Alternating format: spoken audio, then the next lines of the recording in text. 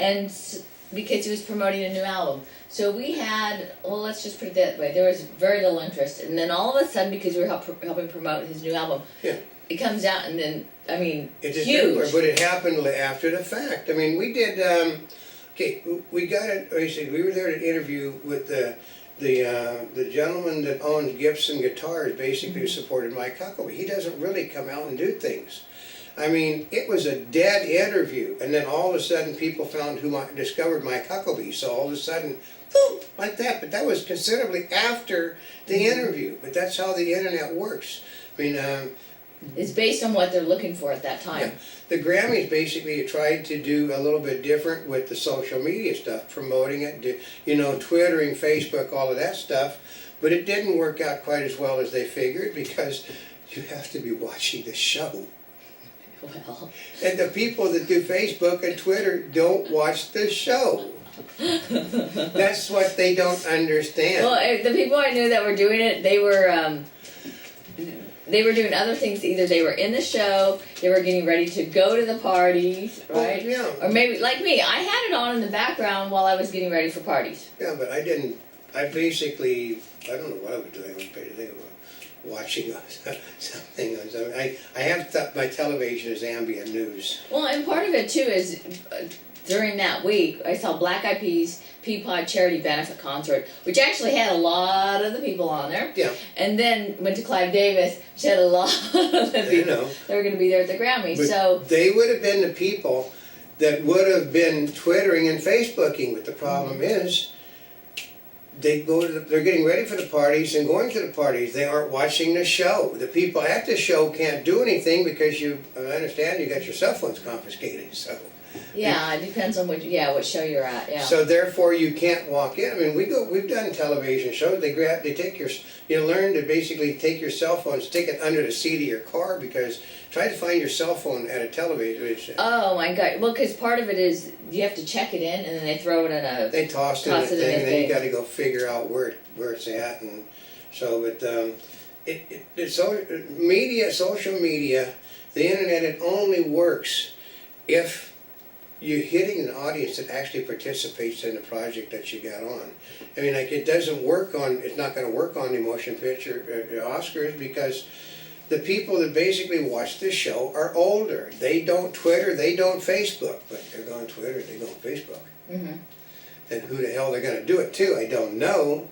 But I don't know. Well, because I just went to a party. Yeah. Which was a Grammy party. They wanted people that had large social networking groups to sit there and do Twitter and Facebook on it. Yeah, and that basically, with a lot of the people that do those things don't go to those. You know, like it's after it was directly after the Grammys. Once again, most of the people there never saw the Grammys either. So that's the way it works. Because if you're there, you weren't at the Grammys because you're there. It's just like you have an Academy Award viewing party. Mm-hmm. If you're at the viewing party, you're basically probably not viewing, you're probably talking to the other people in the thing, because it's a place where a lot of the stars go that can't get tickets for the Academy Awards. And you're visiting. They're visiting with people. That's why they go to those. They only get to see them once a year maybe, and that's at those events. So they're really, they have no desire it reminds me of the Super Bowl game. Yeah. Because I know it's like on Super Bowl parties that people say, oh, you want to go to it? And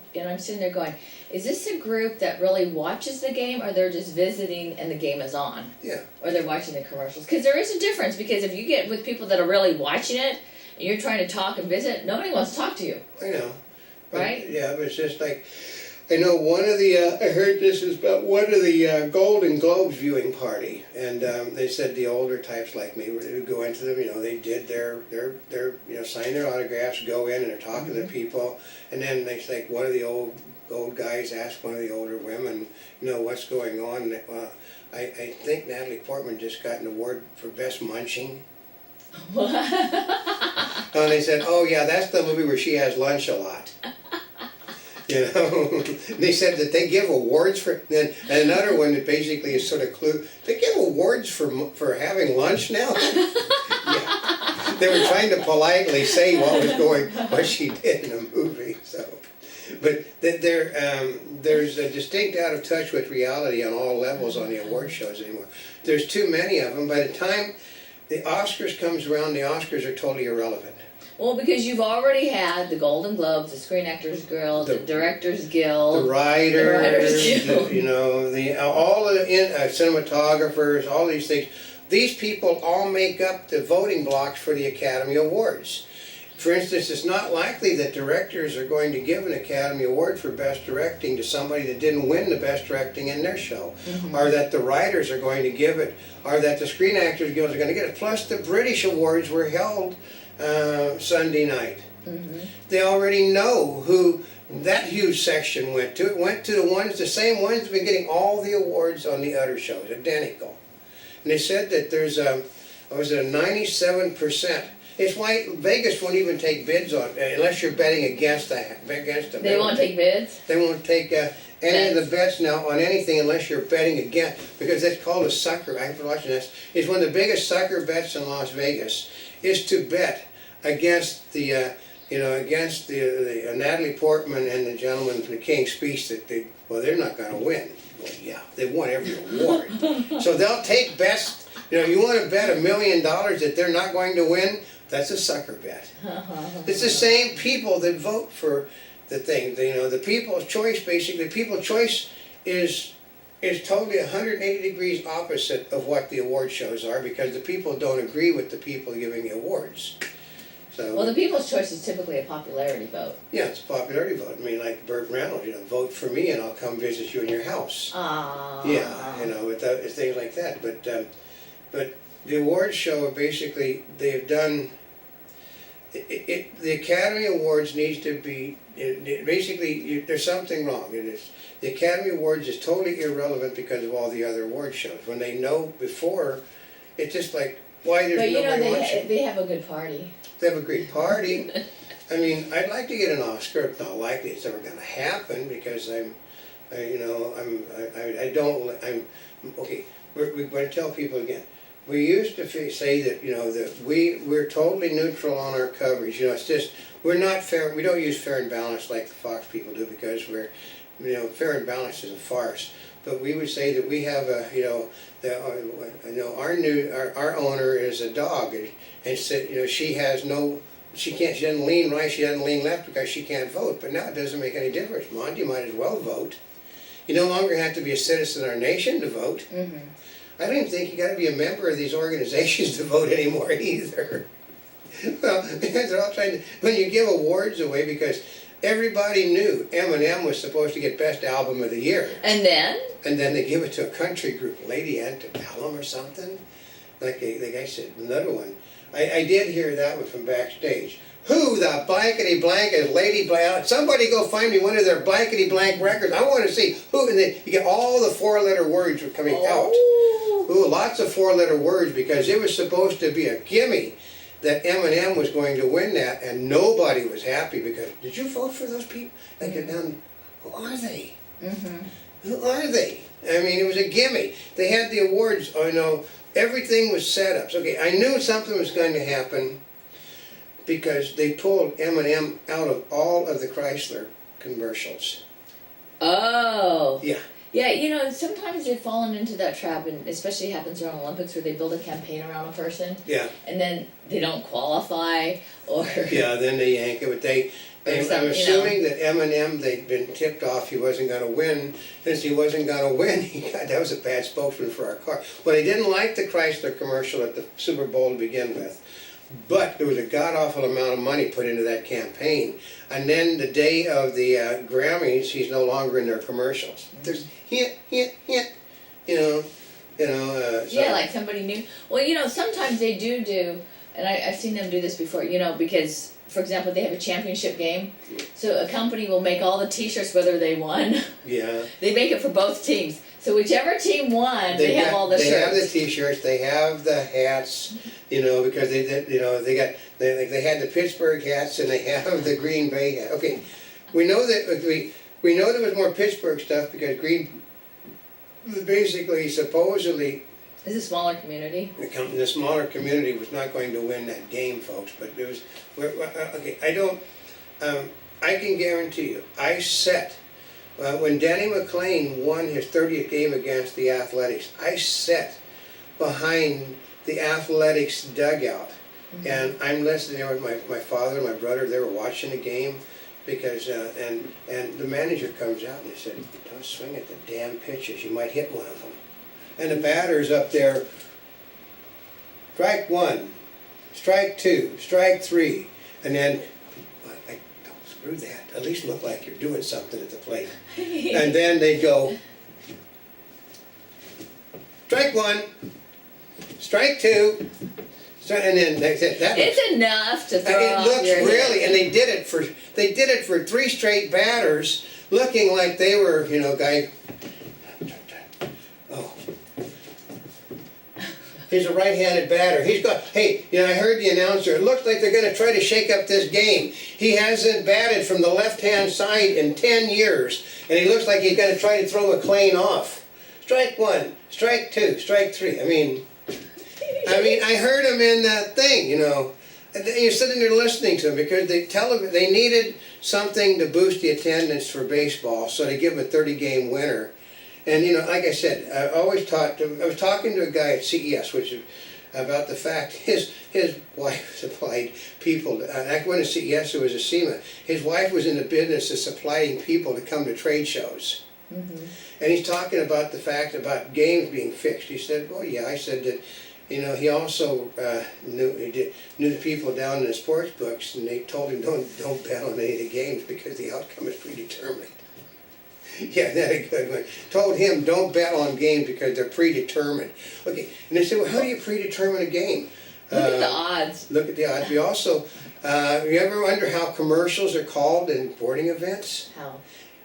For instance, if a team, all of a sudden, a team that's not supposed to win starts building momentum, you stop the momentum with a commercial.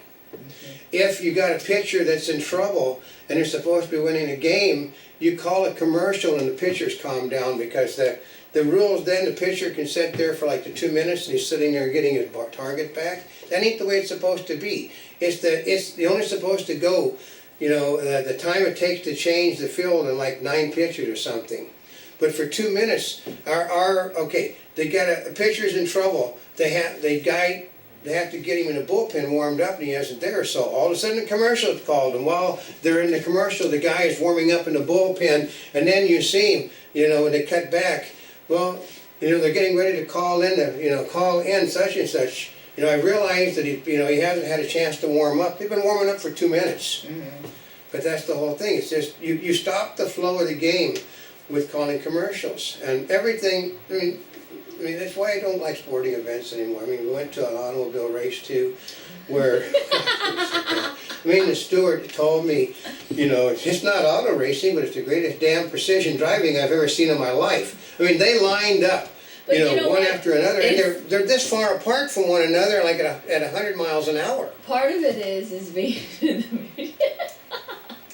You see some things, and you're not supposed to say anything about it. We're giving you overgeneralizations. We're overgeneralization, I know, but you're not. It's a no-no for the press to do what the press is supposed to do, which is to report the truth. But part of it is it doesn't just happen in sports. Oh, it happens. Nor award shows. No. Nor dog shows. Dog shows are bad. No.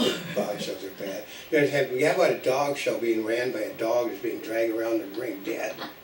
Dead. The dog is the champion of the show. So, but that dog wasn't dead. He just wasn't as full of life as he should have been dead. They finished the round, but before the dog got out of the ring, he had diarrhea. Yeah.